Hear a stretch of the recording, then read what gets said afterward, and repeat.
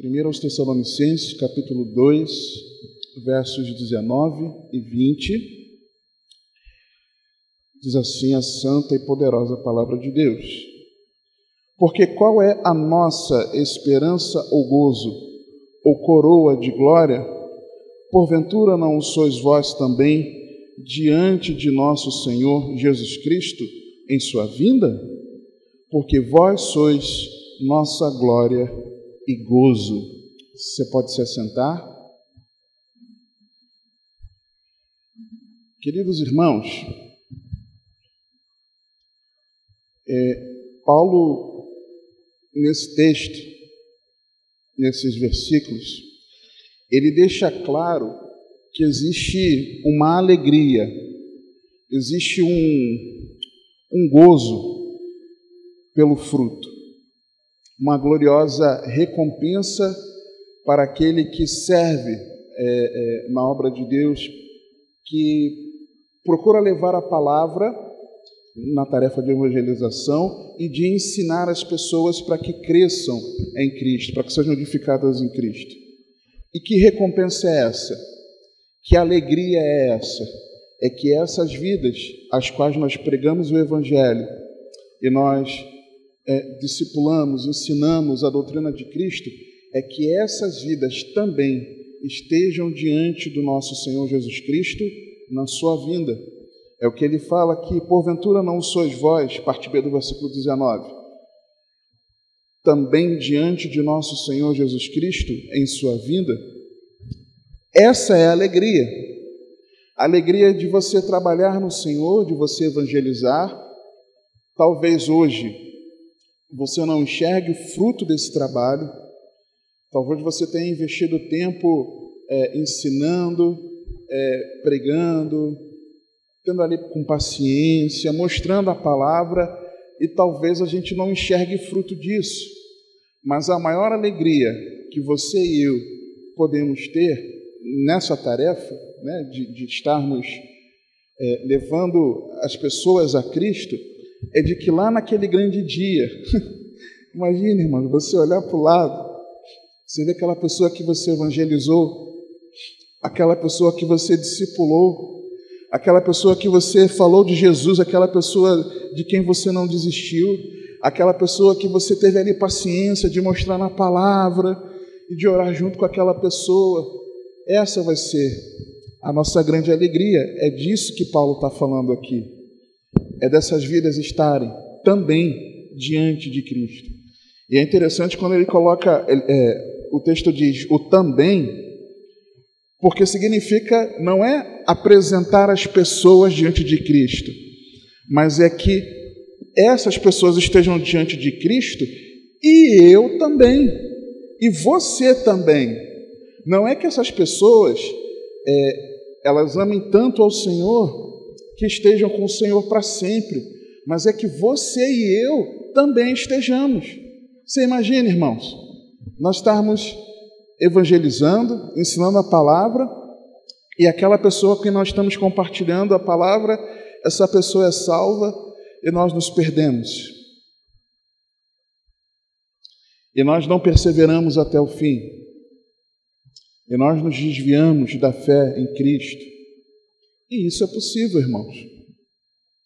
Eu não sei se algum dos irmãos aqui, talvez tenha, a pessoa que falou de Jesus para você a primeira vez e hoje ela não está mais em Cristo.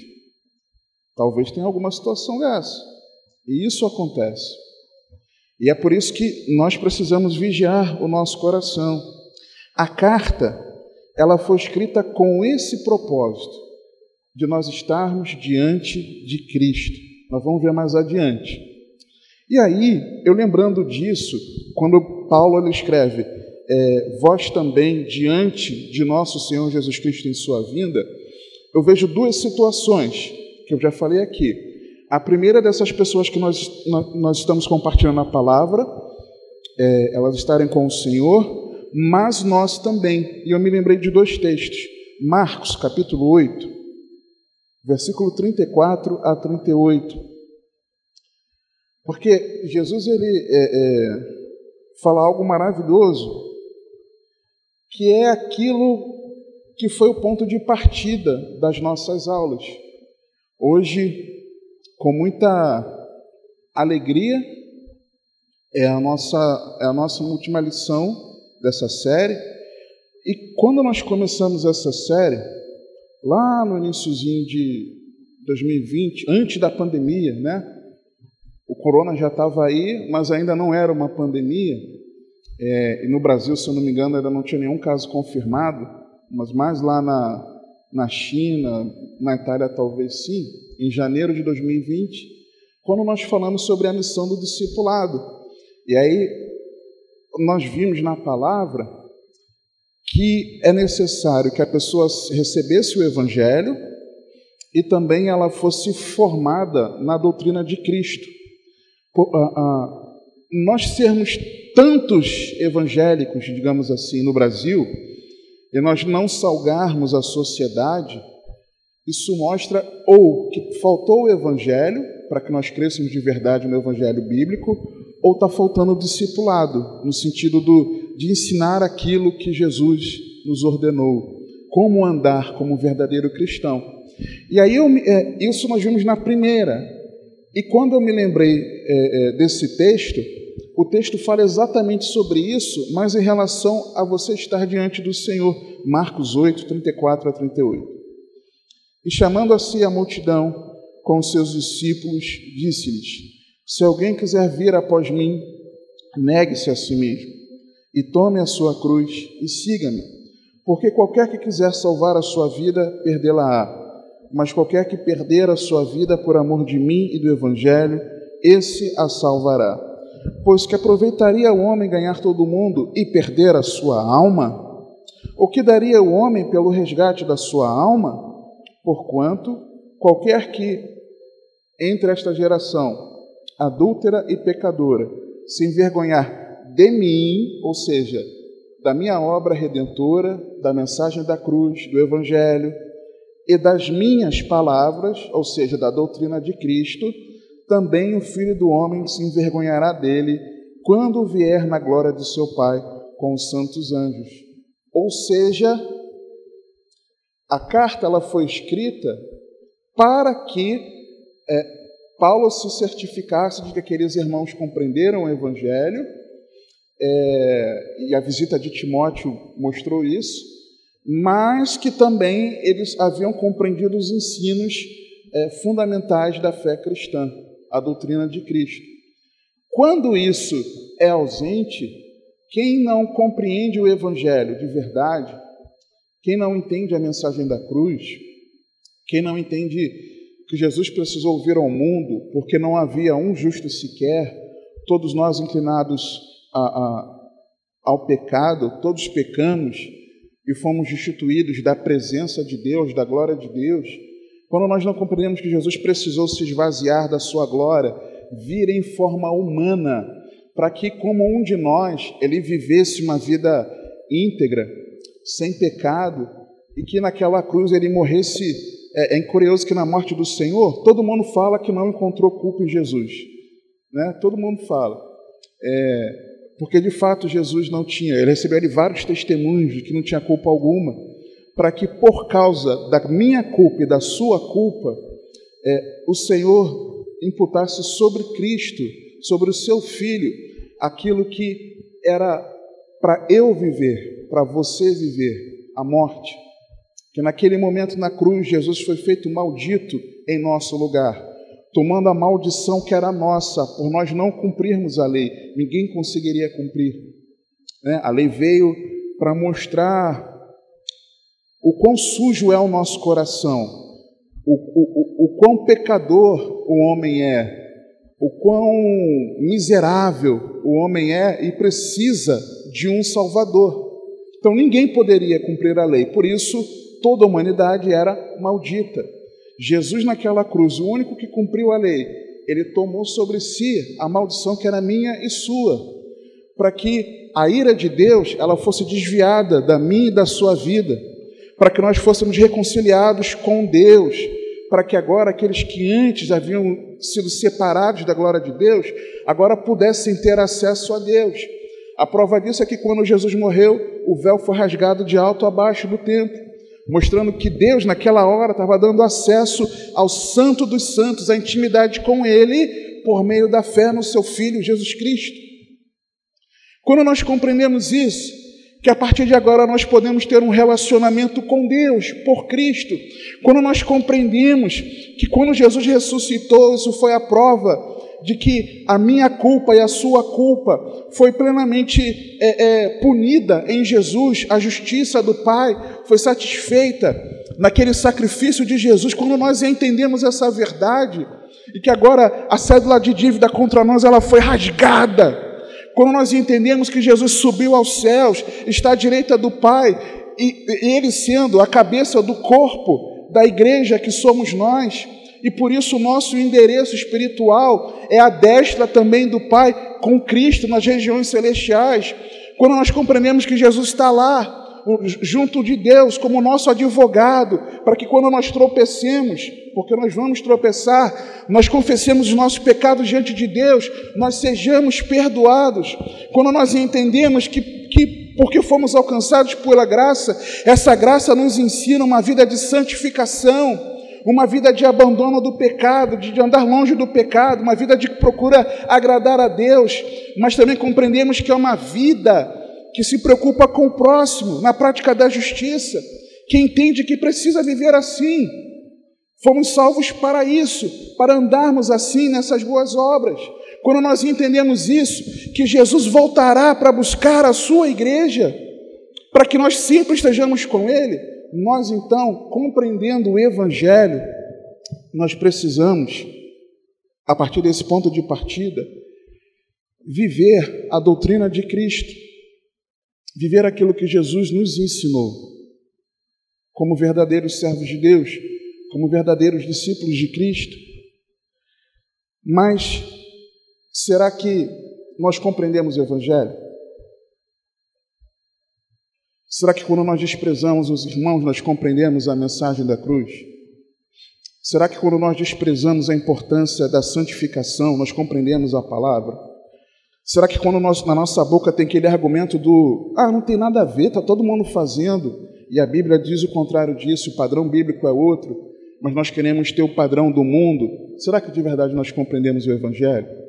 Se nós queremos seguir ensinamentos de coaching, de lideranças, de A, de B ou C, mas não seguir a doutrina de Cristo, aquilo que os apóstolos trouxeram a aplicação para a nossa vida, em Atos e nas epístolas, será que nós compreendemos isso? Certamente que não. Nós precisamos, irmãos, entender o Evangelho, compreendendo o Evangelho e render a nossa vida a Jesus Cristo, em amor, em obediência, para que, quando chegue naquele grande dia, o Senhor não se envergonhe de mim e de você. Essa é a questão. Outro texto, Lucas 21, 34 a 36. E olhai por vós, ou seja, não é apenas aquele a quem nós levamos a palavra, mas nós precisamos olhar por nós. E olhai por vós, não aconteça que os vossos corações se carreguem de glutonaria, e aí o entendimento melhor é a devassidão, de embriaguez, a intoxicação, e os cuidados da vida, a distração, e venha sobre vós de improviso aquele dia, porque virá como um laço sobre todos os que habitam na face de toda a terra. Vigiai, pois, em todo o tempo, orando, para que sejais havidos por dignos de evitar todas estas coisas que hão de acontecer e de estar em pé diante do Filho do Homem, diante do nosso Senhor Jesus Cristo na sua vinda. É por isso que a carta foi escrita. No que nós temos meditado? Falei que hoje é a última lição. No que nós temos meditado? Que o discipulado dos irmãos de Tessalônica foi reconhecido como um discipulado modelo, um padrão, um exemplo, pois eles foram imitadores não apenas da equipe missionária de Paulo, os discipuladores, mas também do Senhor Jesus, aceitando o Evangelho com a verdadeira alegria do Espírito, apesar de muita tribulação. E às vezes nosso argumento é: eu não consigo ser um verdadeiro cristão por conta das dificuldades que eu passo. A gente sempre tem uma desculpa. Porque você não sabe o que acontece dentro da minha casa. Aí por causa disso você tem que andar no pecado. Por causa disso você tem que desprezar o próximo. Você não sabe o que me acontece no dia a dia. Realmente, de muitos eu não sei. Mas é por causa disso que nós vamos usar como desculpa para nós não sermos verdadeiros cristãos? Não, irmãos. A passagem de Paulo pela Macedônia foi bem intensa e dinâmica.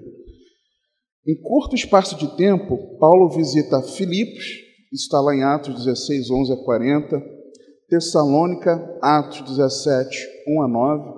O evangelista Ailton trouxe uma mensagem há cerca de uns 2 meses quase sobre a formação da igreja em Tessalônica, né? Os irmãos devem se lembrar.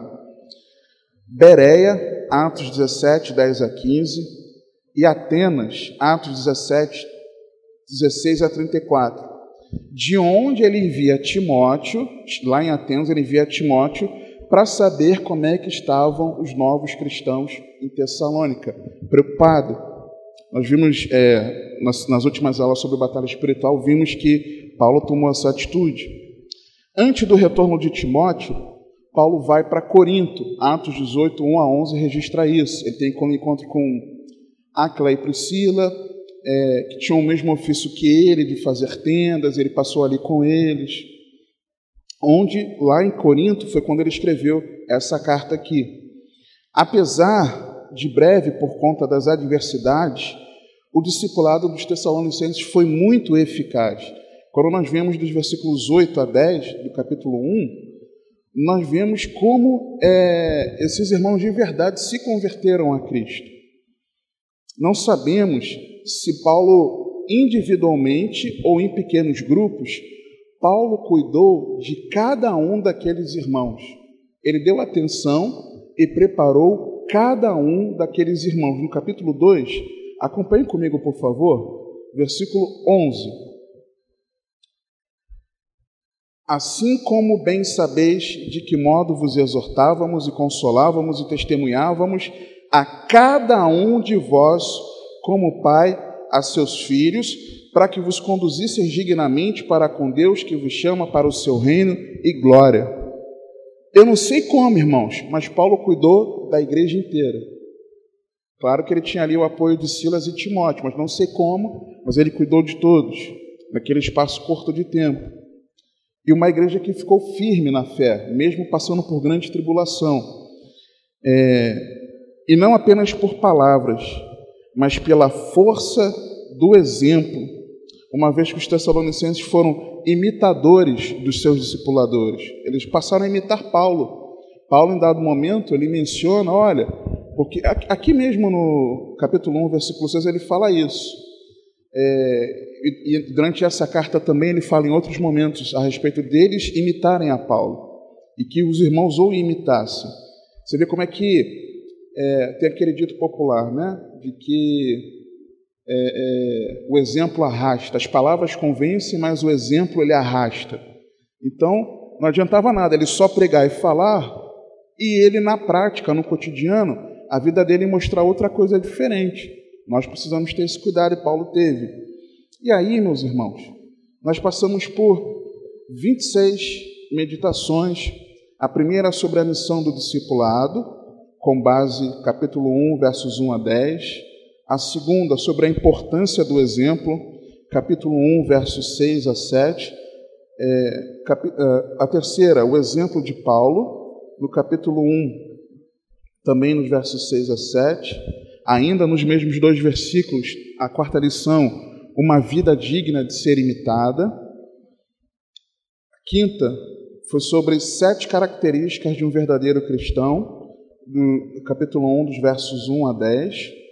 A sexta foi sobre o coração do mensageiro, como é que é o nosso coração enquanto portadores da palavra de Deus, capítulo 2, dos versos 1 a 5. Vimos a importância de servir em amor, né? Você serve em amor, capítulo 2, dos versos 5 a 9, onde nós vemos ali um carinho especial que Paulo tinha em fazer aquela obra com aqueles irmãos. Nós vimos a 8ª sobre o Evangelho de Deus, no versículo 8. Ainda sobre o versículo 8 do capítulo 2, vivendo o Evangelho, que não era só pregar o Evangelho, mas é colocar em prática o Evangelho. E vimos também, ainda com base no versículo 8, a 10ª lição foi sobre compartilhando a vida. Eu preciso pregar o Evangelho, eu preciso viver o Evangelho que eu prego, e eu preciso, na convivência com a pessoa, também levar o Evangelho no cotidiano, na minha vida. A 11ª foi sobre o cristão, o trabalho e a missão. No capítulo 2, versículo 9, nós vimos sobre isso, que o trabalho não é maldição, e o trabalho cumpre alguns propósitos, né? Para a glória de Deus, o trabalho cumpre esses propósitos. Na 12, nós vimos sobre a ética cristã e o bom testemunho, com base no versículo 10 do capítulo 2. A lição 13, formando filhos na fé, que não estava falando de formar seus filhos naturais, mas de você formar discípulos de Cristo, você formar filhos na fé, com base nos versículos 11 e 12, chamá-los para andar com Deus, depois também, 11 e 12. No versículo 13, nós vimos várias lições sobre a palavra de Deus. A 15ª sobre a Bíblia, a palavra de Deus. Nós vimos aqui o porquê que nós podemos ter a confiança de que de verdade a Bíblia é a palavra de Deus e porquê que ela não precisa ser atualizada. Nós vimos depois o poder da palavra de Deus, como é que ela age na nossa vida, é por meio do Espírito Santo, né? Depois nós vimos a importância de crer na palavra, não só ouvir, mas crer para colocá-la em prática. Vimos o exemplo do rei que achou o livro. Depois nós vimos sobre a importância de pregar a palavra de Deus em fidelidade.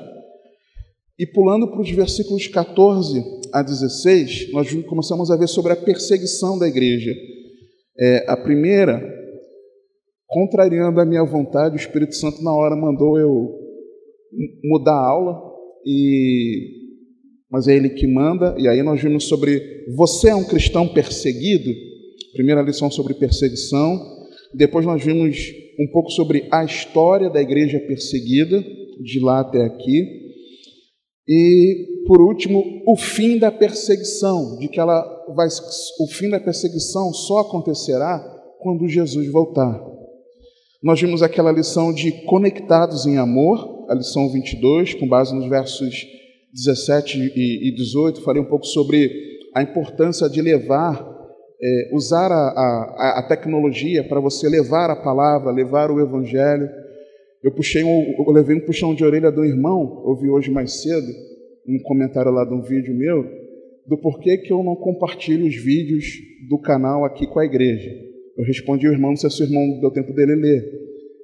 Porque eu fico constrangido de compartilhar os meus próprios vídeos, é só por isso. Eu fico com aquela sensação de que eu tô querendo aparecer, entendeu? É por isso que eu não compartilho, tá? Mas, se você quiser acompanhar, tá bom, meu irmão? Vou falar aqui com os irmãos. Se você quiser acompanhar, procura lá na internet. Você tem acesso no YouTube. E eu tenho compartilhado algumas meditações com base na nossa leitura bíblica diária. Fecha parênteses. Então, nós vimos nessa lição sobre a importância de você usar a internet, as redes sociais, mas o cuidado que nós devemos ter no uso do celular, porque isso vicia. E aí nós entramos na batalha espiritual. Na lição 23, a batalha espiritual bíblica, os mesmos versículos, 17 e 18, vimos que a batalha pela fé é para que a fé no nosso coração seja preservada ou roubada. Nós vimos, depois, características de Satanás, dos seus demônios, da organização do império das trevas, e que Jesus Cristo já os venceu. Então nós podemos confiar no Senhor. Nós vimos alguns cuidados que são importantes antes de nós entrarmos na batalha espiritual. E na última lição nós vimos o combate em si, né? Coloquei como tema agora é guerra. Então tudo isso nós temos visto ao longo desses anos, né, irmãos? Começou em 2020, janeiro de 2020, anos. antes da pandemia. Qual é o conteúdo da carta? Paulo incentiva os tessalonicenses a eles prosseguirem e crescerem espiritualmente, mais ainda. Porém, esses irmãos eles enfrentavam perseguição. Nos versículos 14 a 16 do capítulo 2, nós vemos que aqueles irmãos eles eram perseguidos. Então, a carta foi escrita como Paulo, a gente vê no capítulo 1, só elogios para essa igreja. No capítulo 2, nós vemos como Paulo agiu com aquela igreja. E aí nós podemos pensar assim, estava tudo ótimo com a igreja. Em linhas gerais, estava tudo bem, em linhas gerais. Só que aquela igreja era formada por discípulos de Cristo. E discípulos de Cristo sofrem, passam perseguições. Então eles passavam essas tribulações. E mais do que isso, as pessoas estavam morrendo, e porque as pessoas estavam morrendo, alguns achavam que quando Jesus retornasse, essas pessoas, por não estarem vivas, elas não iriam para a glória com o Senhor Jesus Cristo. Eles estavam muito preocupados. Aí você imagina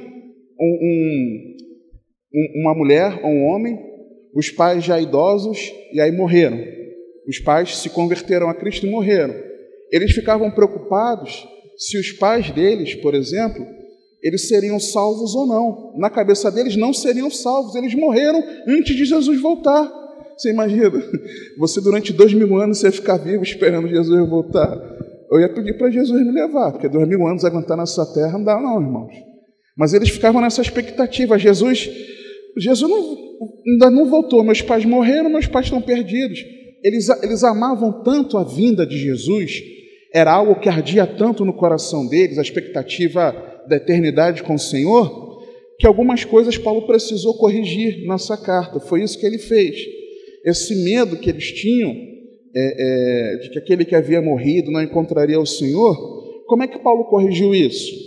Paulo corrigiu ensinando sobre o arrebatamento e a ressurreição dos salvos para sempre estarem com o Senhor, no início do capítulo 4. E aí tinha um outro problema. Como Jesus, na concepção dele, estava muito perto de voltar, existiam aqueles que, já que Jesus está voltando, vou trabalhar para quê? Né? Jesus está voltando, na eternidade não tem essa de trabalho, eu não tenho que correr atrás do sustento, e aí usa a expressão que quiser, né? Correr atrás, na frente, do lado, a expressão que você queira usar. Eu não vou precisar enfrentar os problemas com chefe, cliente, vou parar de trabalhar, porque logo, logo Jesus vem. Daqui até lá, eu vou vivendo do que tem, e quando acabar, eu vou vivendo no jejum. Eles começaram a se tornar ociosos na vida de trabalho. Então, Paulo precisou corrigir isso para eles também. E como é que Paulo fez isso? Mostrando para eles que a melhor maneira de aguardar a vinda do Senhor é viver com fidelidade e responsabilidade agora. Com fidelidade e responsabilidade agora. Na primeira carta, Paulo está tratando sobre a vinda de Cristo em relação aos crentes. Na segunda epístola, ele está tratando da vinda de Cristo em relação aos incrédulos. Aí nessa carta aqui, por exemplo, nós vemos que o tema principal é o quê? É a segunda vinda de Cristo. Nós vamos ver alguns versículos mostrando isso. Cada capítulo não apenas faz referência à segunda vinda de Cristo, aqui em 1 Tessalonicenses, como também ele é finalizado com uma abordagem sobre esse evento. No capítulo 1, nós vemos os novos convertidos e a segunda vinda. No capítulo 2, nós vemos o serviço cristão e a segunda vinda, especificamente os versos 19 e 20 que nós lemos no início da lição. No capítulo 3, dos versos 1 ao versículo 12 do capítulo 4, a santificação e a segunda vinda. No restante do capítulo 4, os mortos em Cristo e a segunda vinda. E no capítulo 5, a vigilância e a segunda vinda. Nós vamos ver versículos falando sobre isso. É como se tudo que Paulo tratou em cada capítulo fosse para preparar os irmãos para estarem diante de Cristo. Tudo que nós aqui pregamos, ensinamos, aqui, nas salas, na rua, em casa, é para que aquelas vidas que estão recebendo a palavra através de nós, elas estejam diante de Cristo na sua vinda. Esse é o foco, irmãos. Não é para que a pessoa tenha uma vida melhor na terra. Não é para que a pessoa pare de sofrer. Não é para que a pessoa seja um bom cidadão. Mas é para que estejamos diante de Jesus Cristo. É por isso que nossos pastores às vezes não, muitas vezes, e glória a Deus por isso, o Espírito Santo, através da vida deles, trata a fundo com a gente. Às vezes a lágrima que cai não é a lágrima da emoção, de que está edificado, não, às vezes é a lágrima da tristeza pelo pecado mesmo. Para quê? Para que nós sejamos limpos, para que nós estejamos diante de Cristo. É por isso que nós, os mais antigos principalmente, mais vezes, vimos tantas vezes nesse púlpito aqui, pá, aquela mão aqui, para quê? Para que nós estejamos preparados diante de Cristo na sua segunda vinda. É por isso que o pastor Júlio, nas mensagens dele, nos ensinos dele, e ele é assim, desde antes de ser consagrado ao pastorado, o Espírito Santo movendo a pregar mensagens que nos fazem refletir sobre como é que está a nossa vida com Deus. Para quê? Para que nós estejamos diante de Cristo. O pastor Marconi, com aquele jeito dele alegre, né?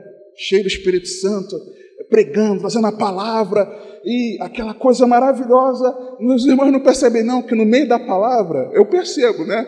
Tem aqueles, acorda crente, você tem que ter postura de servo de Deus, mas naquele jeitão dele. E a gente apanha sem sentir. Para quê? É para que nós estejamos diante de Cristo. A mesma coisa, o pastor Robson e o pastor Sandro, quando estavam aqui conosco, antes deles irem para Maricá, a mesma coisa. Para quê? Para que nós estejamos diante de Cristo. E aí nós vemos os demais pregadores que Deus levanta aqui, a mesma coisa. A mesma coisa. Para que nós estejamos diante de Cristo. Aquele irmão que, quando a gente dá uma escorregada, ele chama a gente para conversar e puxa a orelha para quê? Para que nós estejamos diante de Cristo na segunda vinda. Você está lá no encontro no lar, aquele momento gostoso com os irmãos, aí de repente Deus usa alguém na palavra ou num testemunho que o Espírito Santo vai lá no teu profundo e você, meu Deus, eu tenho aqui. Por quê? Porque o Senhor quer nos preparar para que nós estejamos diante dele na sua vinda. É tudo por isso. Esse é o foco. Esse é o objetivo. Agora, voltando àquilo que eu falei no início, da carta escrita com esse propósito, de que os Tessalonicenses também estivessem diante de Jesus Cristo na sua vinda, nós vemos que os cristãos, eles devem, primeiro, acompanhem comigo o verso 10 do capítulo 1, aguardar dos céus o Filho de Deus e esperar dos céus o seu Filho, a quem ressuscitou dentre os mortos, a saber, Jesus, que nos livra da ira futura. Ou seja, o verdadeiro cristão, ele aguarda a vinda de Cristo. Depois, porque nós devemos aguardar dos céus o Filho de Deus, porque nós somos chamados para o seu reino e glória. Capítulo 2, verso 12. Para que vos conduzisseis dignamente para com Deus, que vos chama para o seu reino e glória, para também estarmos diante de Cristo, versículo inicial que nós lemos, capítulo 2, verso 19. Porque qual é a nossa esperança, ou gozo, ou coroa de glória? Porventura não sois vós também diante de nosso Senhor Jesus Cristo em sua vinda? Acompanhem comigo, por favor. Depois, para nos apresentarmos santos e inculpáveis diante dele, vá para o capítulo 3, versículo 13, mantenha a sua Bíblia aberta. Para confirmar os vossos corações para que sejais irrepreensíveis em santidade diante de nosso Deus e Pai, na vinda de nosso Senhor Jesus Cristo com todos os seus santos. Que virá, o Senhor virá após o soar da última trombeta, quando os mortos e os vivos serão arrebatados. E onde nós vemos isso? Capítulo 4, versos 16 e 17. Acompanhe comigo na sua Bíblia. Porque o mesmo Senhor descerá do céu com alarido e com voz de arcanjo e com a trombeta de Deus, e os que morreram em Cristo ressuscitarão primeiro. Depois nós, os que ficarmos vivos, seremos arrebatados juntamente com eles nas nuvens, a encontrar o Senhor nos ares, e assim estaremos sempre com o Senhor. E no capítulo 5, fala sobre a vinda de Jesus também? Também, certamente. Por isso, devemos permanecer em vigilância, atentos aos sinais, pois a vinda será repentina. Onde nós temos isso? Capítulo 5, versos 1 a 11. Acompanhe comigo, por favor. Mas, irmãos, acerca dos tempos e das estações, não necessitais de que se vos escreva, porque vós mesmos sabeis muito bem que o dia do Senhor virá como ladrão de noite. Pois que quando disserem a paz e segurança, então lhe sobrevirá repentina destruição, como as dores de parto, àquela que está grávida, e de modo nenhum escaparão. Mas vós, irmãos, já não estáis em trevas, para que aquele dia vos surpreenda como um ladrão, porque todos vós sois filhos da luz e filhos do dia. Uma pausa aqui. A vinda do Senhor para o mundo vai ser repentina, como um ladrão, a vinda, mas não para mim e para você, porque nós precisamos estar atentos aos sinais, ok? Continuando o texto. Porque todos vós sois filhos da luz e filhos do dia. Nós não somos da noite nem das trevas. Não durmamos, pois, como os demais, mas vigiemos e sejamos sóbrios, porque os que dormem, dormem de noite, e os que se embebedam, embebedam-se de noite. Mas nós, que somos do dia, sejamos sóbrios, vestindo-nos da couraça da fé e do amor, e tendo por capacete a esperança da salvação, porque Deus não nos destinou para a ira, mas para a aquisição da salvação por nosso Senhor Jesus Cristo, que morreu por nós, para que quer vigiemos, quer dormamos, vivamos juntamente com Ele. Por isso, exortai-vos uns aos outros e edificai-vos uns aos outros, como também o fazeis. E isso nós fazemos, aguardar o Senhor em vigilância, santificados no espírito, na alma e no corpo. Versículo 23, do capítulo 5. E o mesmo Deus de paz vos santifique em tudo, e todo o vosso espírito e alma e corpo sejam plenamente conservados, irrepreensíveis para a vinda de nosso Senhor Jesus Cristo. Ou seja, irmãos, Paulo estava falando sobre a vinda de Jesus ou não? E muita coisa. Estava falando muito. É para que nós estejamos diante de Cristo. E algumas verdades fundamentais sobre isso, por quê?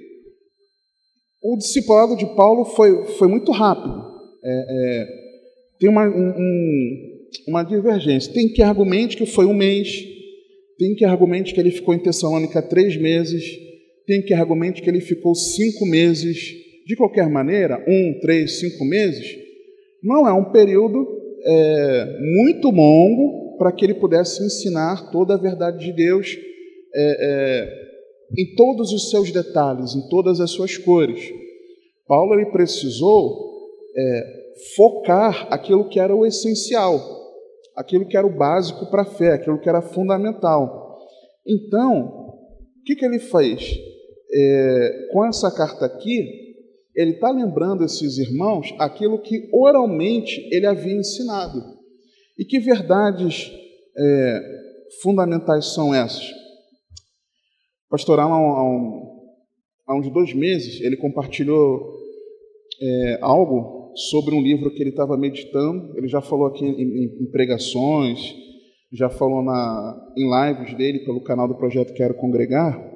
o livro Os Métodos Missionários de Paulo, de Roland Allen, da editora Vida Nova, em que ele descobriu ali que aquilo que o Espírito Santo conduziu a fazer no ministério é exatamente o método, entre muitas aspas, né, missionário de Paulo, né, meditando nesse livro. E ele tem aprendido muito meditando nesse livro. E o autor nesse livro, Roland Allen, em Os Métodos Missionários de Paulo, ele mostra algumas verdades fundamentais por Paulo em 1 Tessalonicenses, ou seja, o que Paulo priorizou como foco para compartilhar? Primeiro, que só há um Deus vivo e verdadeiro. Onde nós vemos isso? Capítulo 1, verso 9. Porque eles mesmos anunciam de nós qual a entrada que tivemos para convosco, e como dos ídolos vos convertestes a Deus, para servir o Deus vivo e verdadeiro. Segunda, no mesmo versículo, que a idolatria ela é pecaminosa e é preciso renunciar a ela, quando o texto diz: porque eles mesmos anunciam de nós qual a entrada que tivemos para convosco, e como dos ídolos vos convertestes a Deus. Eles se converteram de verdade. Terceiro, que a ira de Deus está pronta para ser revelada tanto contra os pagãos, por causa da impureza. Capítulo 4, verso 6, vá comigo, por favor. Ninguém oprima ou engane seu irmão em negócio algum, porque o Senhor é vingador de todas estas coisas, como também antes vos dissemos e testificamos. Ou seja, a ira de Deus vai se revelar contra aquele que não estiver em Cristo, por causa do pecado, aquele que estiver em impureza. Mas também contra os judeus, claro, os judeus não convertidos a Cristo, em razão da sua rejeição a Cristo e de sua oposição ao Evangelho da parte deles. Capítulo 2, versículos 15 e 16. Os quais também mataram o Senhor Jesus e os seus próprios profetas, e nos têm perseguido, e não agradam a Deus, e são contrários a todos os homens, e nos impedem de pregar aos gentios para que possam ser salvos, a fim de encherem sempre a medida de seus pecados. Mas a ira de Deus caiu sobre eles até ao fim. Então, também sobre eles. Quarta verdade é que o juízo virá de maneira súbita e inesperada. Nós já vimos versículos 2 e 3 do capítulo 5. Porque vós mesmos sabeis muito bem que o dia do Senhor virá como ladrão de noite. Pois que quando disserem paz e segurança, então lhes sobrevirá repentina destruição, como as dores de parto, aquela que está grávida, e de modo nenhum escaparão. Quinta verdade é que Jesus é o Filho de Deus. Versículo 10 do capítulo 1, quando o texto diz: e esperar dos céus o seu Filho, a quem ressuscitou dentre os mortos, a saber, Jesus, que nos livra da ira futura. Aleluia. Ai, irmãos, quantas verdades num versículo só, né? Graças a Deus, glória a Deus. Jesus, o Filho de Deus, é entregue à morte. Capítulo 5, versículo 10.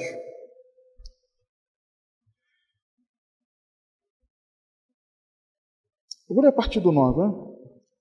Porque Deus não nos destinou para a ira, mas para a aquisição da salvação por nosso Senhor Jesus Cristo, que morreu por nós, para que quer vigiemos, quer durmamos, vivamos juntamente com Ele.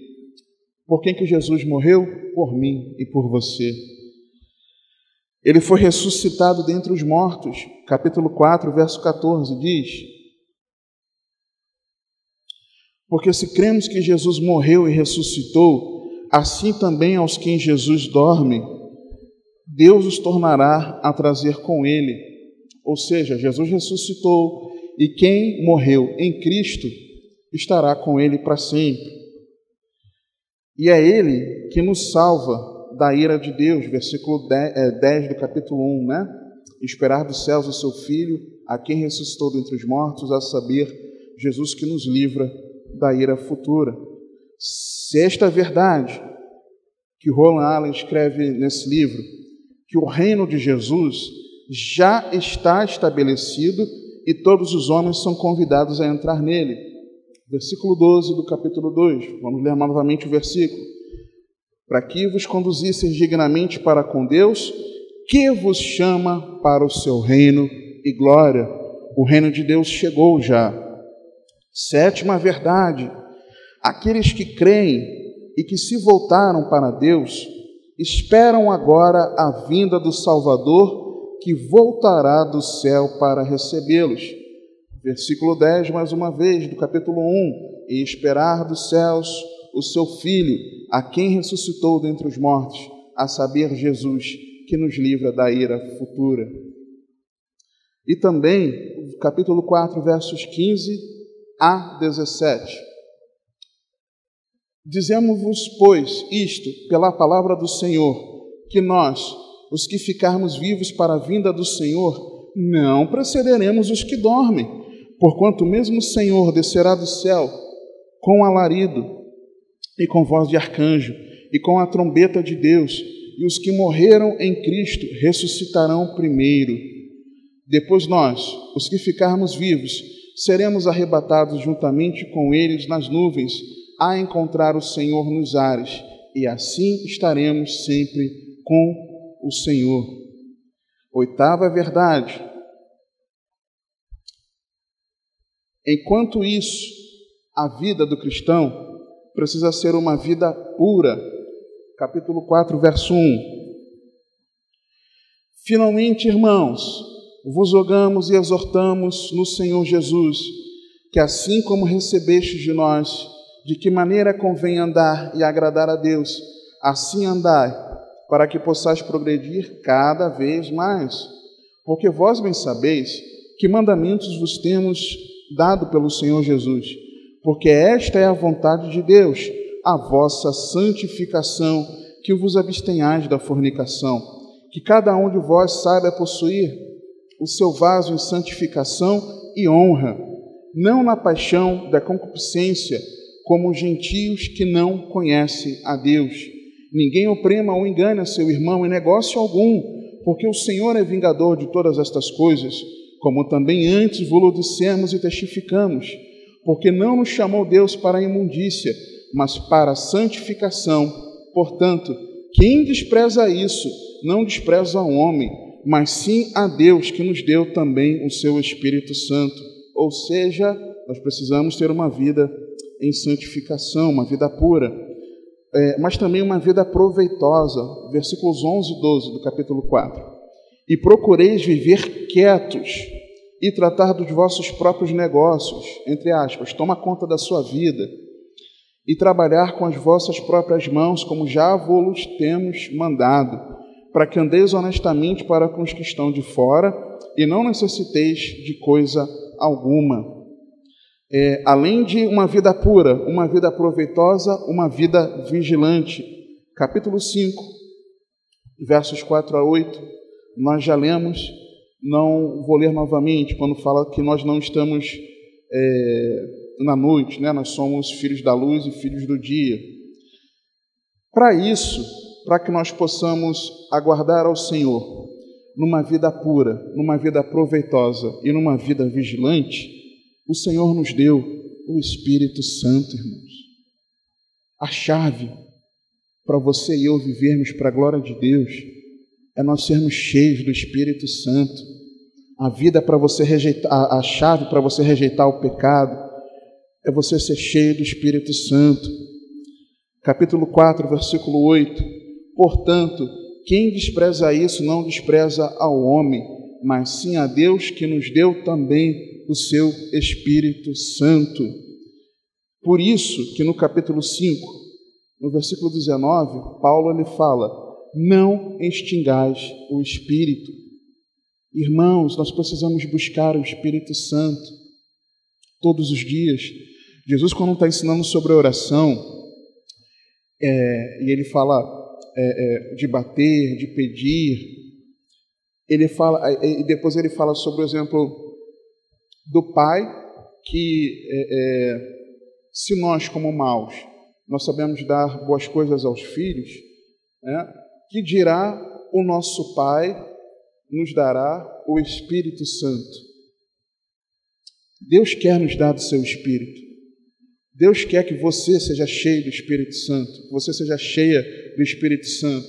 Deus quer que em todo o seu ser, nas suas atitudes, no seu pensar, no seu falar, no seu sentir, no seu caminhar, Deus quer que o Espírito Santo governe a sua vida, que o Espírito Santo domine o seu ser. Dentro disso, nós vemos que no capítulo 1 ao 3, é uma narrativa meio que pessoal e histórica. Paulo está falando o que aconteceu, como é que ele chegou na cidade, como é que ele fez. É mais um caráter pessoal histórico. É um olhar para trás sobre como aqueles irmãos foram salvos. Do capítulo 4 e o capítulo 5, ele é mais didático. Você tem mais ensinamentos práticos e exortativos, com um olhar para frente sobre como nós devemos viver. E para nós encerrarmos, eu quero mencionar alguns versículos que me chamaram a atenção dentro da carta, porque não dá para nós continuarmos mais um tempo estudando toda a carta, né? O propósito inicial dessa série era exatamente de ver a postura de como nós conduzimos as pessoas a Cristo. Esse é o propósito dessa série.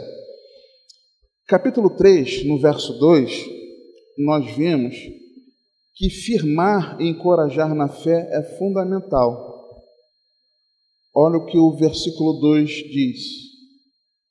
Versículo 1, capítulo 3 ao 2.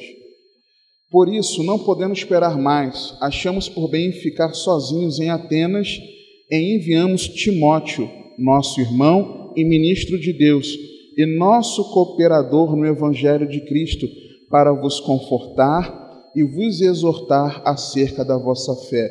Ou seja, para firmar e encorajar os irmãos na fé. Então nós vemos que você ter um irmão mais experiente na fé caminhando ao teu lado, alguém que você possa se aconselhar, orar junto com você, ele vai te ajudar a você estar firme na fé e sempre te encorajando. Nós fazemos isso aqui uns com os outros, né? Não necessariamente o pastor, ou o pregador, ou o professor, não. Mas uns com os outros, um fazendo contato com os outros, nós vamos firmando os nossos irmãos e os encorajando na fé. Isso é cuidar uns dos outros. Outra, no versículo seguinte, nós vemos que as tribulações fazem parte do plano de Deus, irmãos. Não é nem só que Deus permite, não.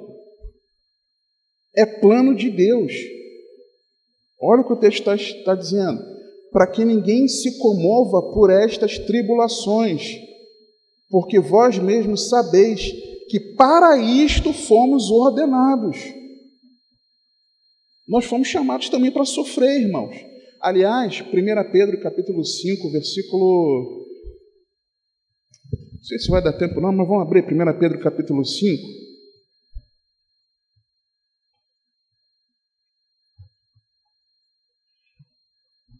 Presta atenção, o versículo 10 em diante. E o Deus de toda graça, que em Cristo Jesus nos chamou à sua eterna glória, depois de havermos padecido um pouco, Ele mesmo vos aperfeiçoe, confirme, fortifique e estabeleça. A Ele seja a glória e o poderio para todos sempre. Amém. Por Silvano, vosso fiel irmão, como cuido, escrevi brevemente, exortando e testificando que esta é a verdadeira graça de Deus, na qual estáis firmes. O que a carta está falando? Sobre o sofrimento. Se ele está falando que ele escreveu sobre a verdadeira graça de Deus e a carta ele escreveu sobre o sofrimento, ele está dizendo que a graça de Deus é sofrer, irmãos. É vontade de Deus. Para isso nós fomos ordenados, versículo 3 do capítulo 3. Por quê? Deus está nos forjando para a eternidade, irmãos. Deus está nos dando costas largas, está calejando nossos joelhos, está fortalecendo a nossa fé para que nós de verdade possamos estar diante de Cristo na sua vinda. Outro ensino, ainda no capítulo 3, versos 10 e 11, nós vemos que aquilo que é um distanciamento provisório não substitui o presencial. Orando abundantemente, versículo 10 e 11 do capítulo 3, orando abundantemente dia e noite, para que possamos ver o vosso rosto e supramos o que falta à vossa fé. Ora, o mesmo nosso Deus e Pai e nosso Senhor Jesus Cristo encaminhe a nossa viagem para vós. Ou seja, Paulo estava orando por conta da perseguição e de não conseguir estar com os irmãos, ele discernia que era Satanás impedindo. Ele orava a Deus abundantemente, dia e noite, para que ele conseguisse estar presencialmente com os irmãos. Ou seja, nós aqui podemos fazer um contato com os nossos irmãos quando acabar a escola bíblica. Ei, fulano, senti sua falta na escola bíblica. Fizemos o contato, a pessoa vai dar um feedback. Talvez a pessoa fale assim: não, está tudo bem. 99% das vezes a resposta é essa. Nossa, inclusive. E nem sempre está tudo bem. E nós não queremos nos abrir com os irmãos.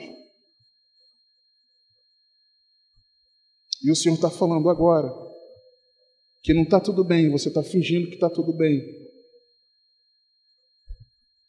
Você está fingindo que está tudo bem. Então, esse distanciamento provisório, ele não pode substituir de nós estarmos aqui com os nossos irmãos. É importante nós estarmos aqui, uns com os outros.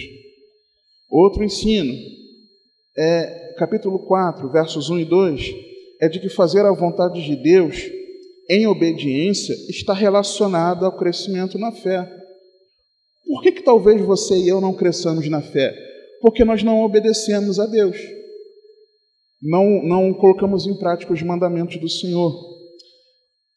Finalmente, irmãos, vos rogamos e exortamos no Senhor Jesus, que assim como recebestes de nós, de que maneira convém andar e agradar a Deus, assim andai, ou seja, em obediência, procurando agradar a Deus. Para quê?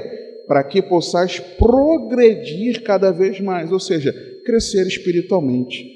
Porque vós bem sabeis que mandamentos vos temos dado pelo Senhor Jesus. O nosso crescimento espiritual está ligado à nossa obediência à palavra de Deus. É simples assim, irmãos. Não tem pirilim-pim-pim. É na palavra, em obediência à palavra. Outro, o amor, a importância do amor vertical. Dos versos 3 a 5, nós já lemos sobre a santificação, né? Que a vontade de Deus é a nossa santificação, que não devemos andar na paixão da concupiscência dos gentios, que não conhecem a Deus. Nós vemos a importância do relacionamento com Deus, a piedade, a santidade, o amor vertical, mas também a importância do amor horizontal. Nós já lemos isso dos versos 6 ao verso 12, não vou ler mais uma vez com os irmãos não, tá? Mas dos versos 6 aos versos 12 nós vemos isso. Especificamente um versículo que eu não li aqui com vocês é o verso 9. Quanto, porém, ao amor fraternal, não necessitais de que vos escreva, visto que vós mesmos estáis instruídos por Deus que vos ameis uns aos outros. Porque também já assim o fazeis para com todos os irmãos que estão por toda a Macedônia. Exortamo-vos, porém, a que ainda nisso aumenteis cada vez mais. Então ele ensinou também sobre a importância do amor horizontal. O outro ensino, ele ensinou sobre a consciência que o crente deve ter das eternas salvação e condenação. Capítulo 5, versos 8 e 9. Mas nós, que somos do dia, sejamos sóbrios, vestindo-nos da couraça da fé e do amor, e tendo por capacete a esperança da salvação. Tem uma salvação. Porque Deus não nos destinou para a ira. Opa, tem a ira. A ira é para aquele que está condenado à morte eterna, mas para a aquisição da salvação por nosso Senhor Jesus Cristo. Ou seja, Paulo deixou claro aqui, existe a salvação em Jesus, mas também existe a condenação eterna, em que aquele que rejeitar a Cristo permanece na rota de colisão da ira de Deus. Não se engane, irmãos. Eu não posso me enganar. Estarmos aqui hoje não significa que nós estamos em Cristo. Eu estar aqui compartilhando esse ensino com vocês não significa que eu estou em Cristo. Eu não posso me enganar. Eu preciso todos os dias sondar o meu coração. Você ter se batizado, você ter algum dom espiritual, você servir em algum ministério, isso não significa que você, de fato, está em Cristo. E se você não está em Cristo, você está em rota de colisão da ira de Deus. A ira de Deus vem, o juízo vem, não se engane. Não se engane. E Paulo deixou isso muito claro, consciente aos irmãos. Mas Paulo também ensinou aos irmãos a importância de ser igreja, a importância de congregar. Verso 11 do capítulo 5. Por isso, exortai-vos uns aos outros e edificai-vos uns aos outros, como também o fazeis. E isso é na igreja. E rogamo-vos, irmãos, que reconheçais os que trabalham entre vós e que presidem sobre vós no Senhor e vos admoestam, e que os tenhais em grande estima e amor por causa da sua obra, ou seja, honre o seu pastor. Tende paz entre vós. Rogamo-vos também, irmãos, que admoesteis os desordeiros, consoleis os de pouco ânimo, sustenteis os fracos e sejam pacientes para com todos. Ser igreja, congregar. Mas Paulo também falou sobre a importância do bom testemunho na sociedade. Porque quando ele fala uns para com os outros, ele está falando do contexto dos irmãos. Mas no versículo 15, ele já fala diferente. Vede que ninguém dê a outros mal por mal, mas segui sempre o bem, tanto uns para com os outros, ou seja, entre vocês, igreja, como para com todos, ou seja, para com toda a sociedade. Bom testemunho, Paulo também ensinou isso aqui. Outro é a importância de manter valores e princípios espirituais. Versículo 16, regozijai-vos sempre, a importância da alegria no Espírito, característica no reino de Deus. Orai sem cessar, crente precisa orar incansavelmente, é uma evidência de fé. Em tudo dai graças, porque esta é a vontade de Deus em Cristo Jesus para convosco. Crente murmurador não é crente, não podemos ser ingratos a Deus. Não extingais o Espírito, é possível o Espírito Santo sair da nossa vida, não se engane. Não desprezais as profecias. A profecia não é um modo comum, não é um modus operandi de Deus falar, mas Deus pode usar um servo dele para trazer uma palavra em profecia. E qual é a instrução que Paulo dá nisso? Examine tudo e retenha o bem. O examinar tudo e retende o bem não é de qualquer coisa da vida, eu examino tudo e aproveito o melhor. Não, eu posso me encher de um conteúdo mundano e aproveito o que eu posso tirar de bom daquela lição. Não é isso que o texto está falando. O texto está falando de examinar tudo e reter o bem em relação às profecias. É disso que o texto está falando. Versículo 22, abstende-vos de toda a aparência do mal. E está falando desse mesmo contexto ali da profecia, né? Para não dar brecha por causa disso. Mas também, Paulo ensina a importância da confiança em Deus. Versículos 23 e 24. E o mesmo Deus de paz vos santifique em tudo, e todo o vosso espírito e alma e corpo sejam plenamente conservados, irrepreensíveis para a vinda de nosso Senhor Jesus Cristo. Fiel é o que vos chama, o qual também o fará.